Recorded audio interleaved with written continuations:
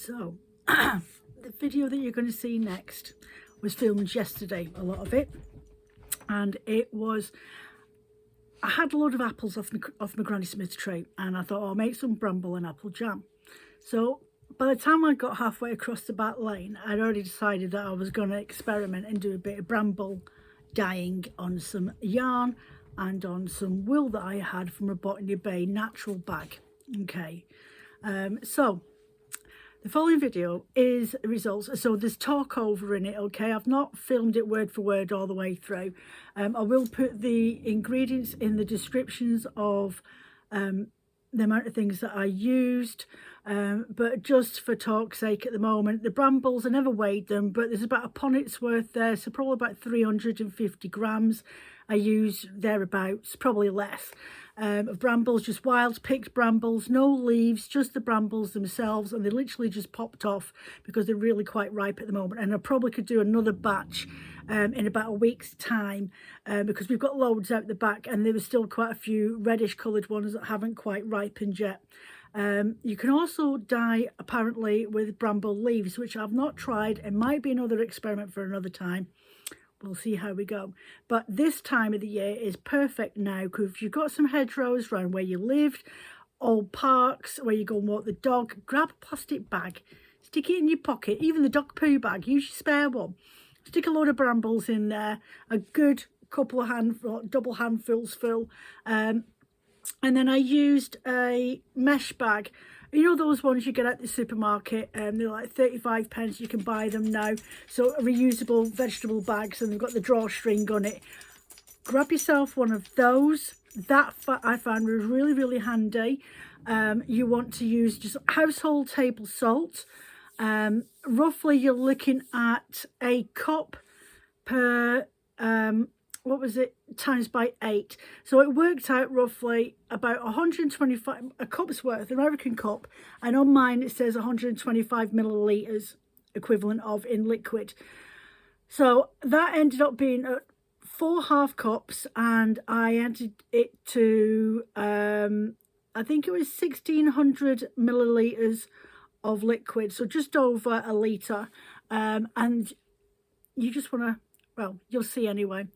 I will pop through and I will go off and voice over my videos before I start telling you what it was that I did. So that's the general gist of it, okay? If you're using alum, you're looking at 15% to the weight of your fibre. So if you're using 100 grams of fibre, or either a roving or fabric, or if you're using it on undyed skeins of yarns, so 100 grams of that, you're looking at 15 grams of alum.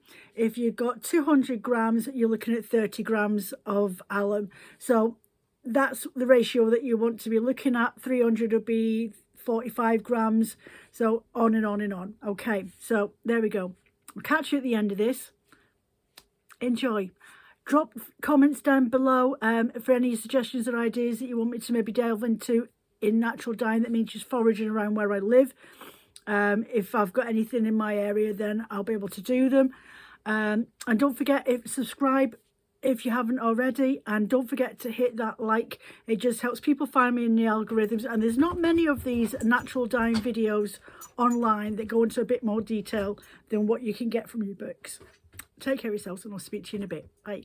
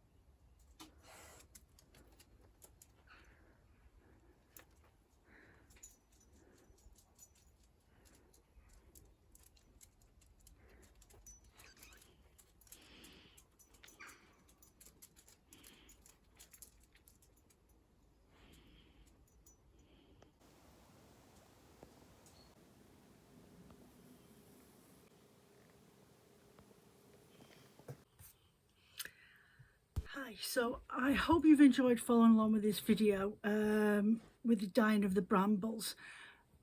This is the end result. So this is the merino single ply. I think it's merino silk. I'm sure it is. And look at the colour of that lovely lavender purple colour. So when you dry this, you don't want to put it out on a sunny day. Try and find a windy day when it's overcast, or dry indoors, because the UV will, from the bright sunlight, will fade your colour that you got. And I think I got such a strong colour because I left it steeping overnight to let it go cold. And also I left the net bag with the berries in, the water for the dye stock solution, or the stain if you want to go down that route. So that is the yarn that I've got. So I'm debating whether to stick that on the website, but if anybody wants to buy this off me, I've got it. This is the merino that I washed, and this one is the Corridor Slither. Slightly different colours in there. That one's more of a grey lavender, and this one's more of a darker purple lavender. Really impressed at how these have come out, and that was just using table salt. So I'm putting the descriptions up as I go along, the ingredients and the times and everything else, but I will put them in the descriptions, and I will link this video onto my website as well. And I plan to do another one when the season, I'm waiting for the heather to come into full bloom up the back, and I'll do a heather one in a couple of weeks time, just a nice change. There are some other ideas, but I'm trying to keep it so it's kitchen friendly as well. If you want to do use alum, if you've got any at home, or you can buy it online. Wing and Wool is where I got mine from. Debbie Tomke's as well down in Manchester, she sells alum. If you just do a Google search, you'll find suppliers all over the country. Just put alum, natural dyeing, and suppliers, and you should come up with a list of different people you can get it from. It's not overly expensive. I think it's about £6-7 quid for a small tub. Yeah, so that's it. So what I'm going to do now is I thought I'll blend this up into a art bat, and I will add it on the website. Just keep in mind when you're washing, well, when you're making a project with this, think of something you're not going to wash a lot, okay, because then that means it'll keep its colour for a lot longer. It will never lose the colour completely, but it might come down a couple of shades. And with it being wool, it's going to be hand washed, and always wash it in a lukewarm hand wash product. Lukewarm water, more tepid for a wool wash. That'll help keep its colour as well. And try and use an eco-friendly where it doesn't have the enzymes in the detergent when you're washing it, like the hand wash. Okay, so I'm going to go off and blend these off. This will be added off onto the website, and I'm going to blend it with some wools and fibres that I've dyed myself. So I've got this as the Corridor, because there's Corridor here as well. I've got some hand dyed Tussar silk that I've done, that I've got left over, some hand dyed Egyptian cotton, hand dyed llama and bamboo and tencel fibre, and I've got this mix with a little bit of stellina in it, just to give it a tiny bit of bling, but I'm not going to add any more sparkles to it. So I'm going to pop over, get this blended up, and you will see this on the website Tuesday. Okay, so if you want it, that's where it will be.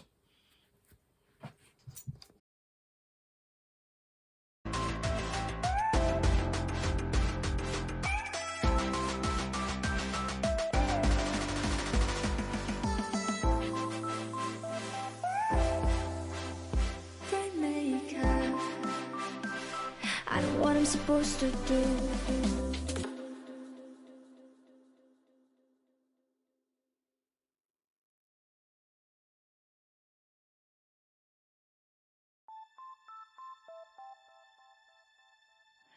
You're sick of my madness. Don't you tell me what I'm supposed to do. You're better off without me. Don't you tell me what I'm supposed to do. When I'm walking on the streets half naked, it's part of me, it's part of me. When I'm making my brain makeup, it's part of me, it's part of me. When you're crushing on my dreams and you're making me so full, get out of my life. I know what I'm supposed to do. When you're crushing all my dreams and you're making me so full. I know what I'm supposed to do.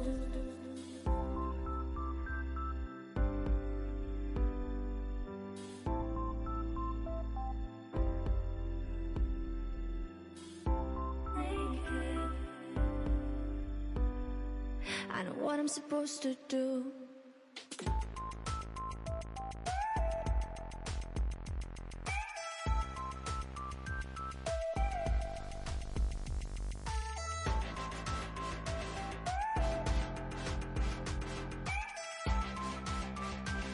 I know what I'm supposed to do.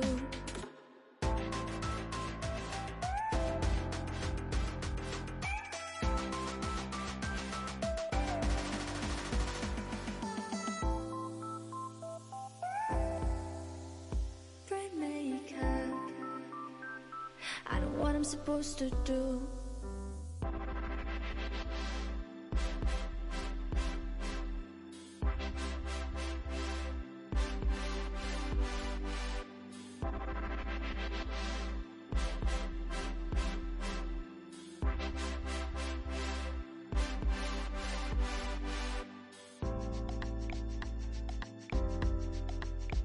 You're sick of my madness. Don't you tell me what I'm supposed to do. You're better off without me. Don't you tell me what I'm supposed to do. When I'm walking down the streets half naked, it's part of me, it's part of me. When I'm making my bright makeup, it's part of me, it's part of me. When you're crushing all my dreams and you're making me so full. Get out of my life. I know what I'm supposed to do. When you're crushing all my dreams and you're making me so full. I know what I'm supposed to do.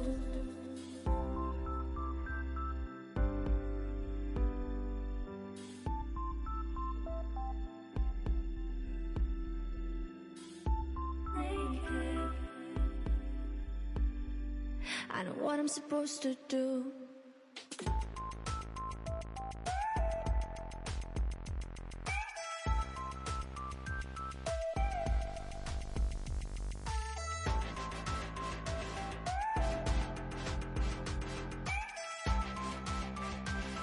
I know what I'm supposed to do.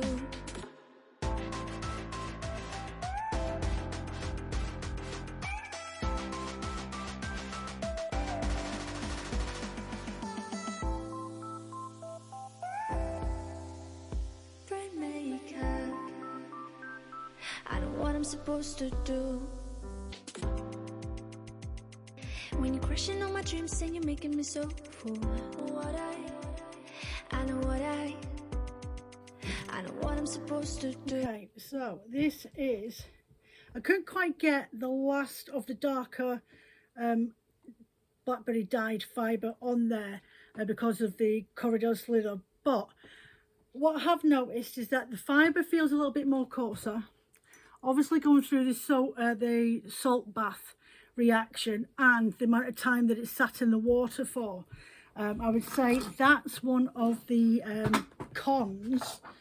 So I'm just going to do what I would normally do and just give it a bit of a tug to elongate it. Roll it up. So there you have at least, it's about, I would say it's probably about 100, 135, 140 max. Dog, stop it. Sorry, dog scratching herself. Scardy, stop it. You have to keep on top of her because she's going bald with anxiety. Dog drives us crackers. So yeah, I would say there's about 100 grams of hand-dyed bramble fibre in there, merino corridor, and I've mixed it up, as you saw, with some other hand-dyed fibres as well, and that's really, really pretty. So that is going on the website.